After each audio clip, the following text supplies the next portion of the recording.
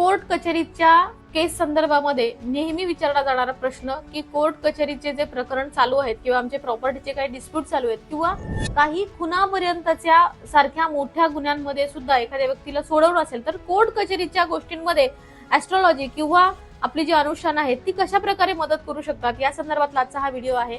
Astrology मध्ये सुद्धा किंवा कोर्ट कचेरीच्या गोष्टीमध्ये सुद्धा पहिले तर तुमचं कुंडली अनालिसिस करणं गरजेचं असतं की तुमच्या पत्रिकेमध्ये अशा प्रकारच्या गुन्ह्यांमध्ये अडकण्याचे योग आहेत का। जर का हे योग खूप जास्त डीप असतील म्हणजे खूप मोठे असतील तर आपल्याला त्या प्रकारची मोठी मोठी अनुष्ठानं करावी लागतात। पण समजा तुमच्या पत्रिकेमध्ये तसा योग नाहीये पण तुम्हाला अडकवलं गेलंय म्हणजे काही कारणाने तुम्ही त्याच्यात अडकलायत तर आपल्याकडे असलेल्या मोठ्या मोठ्या अनुष्ठानांनी म्हणजे जसं बगलामुखी तंत्र असेल किंवा अजूनही काही तंत्र आहेत ज्याची सगळीच नावं मी इथे घेऊ शकत नाही, पण हे करताना आपण समोरच्या व्यक्तीची पूर्ण पडताळणी करून ती व्यक्ती ह्याच्यामध्ये निर्दोष आहे ना हे तपासूनच आपण ह्या तंत्राचा किंवा ह्या सगळ्या अनुष्ठानांचा आधार घेऊन हे तंत्र पार पाडतो।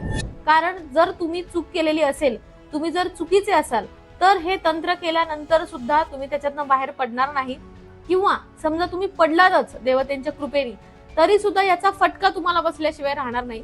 त्यामुळे जर तुम्ही निर्दोष असाल आणि अनाठाई कशामध्ये तुम्ही अडकलेला असाल तर त्यासाठी तुम्हाला माझी मदत नक्कीच मिळू शकते।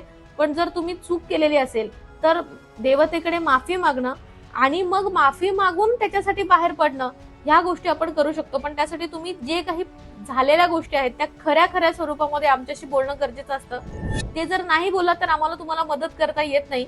कोर्ट कचेरी सारख्या मोठ्या मोठ्या गोष्टींमधनं आपण अनेक लोकांना बाहेर काढलेलं आहे, अनेक लोक योग्य मार्गाला लागलेली आहेत।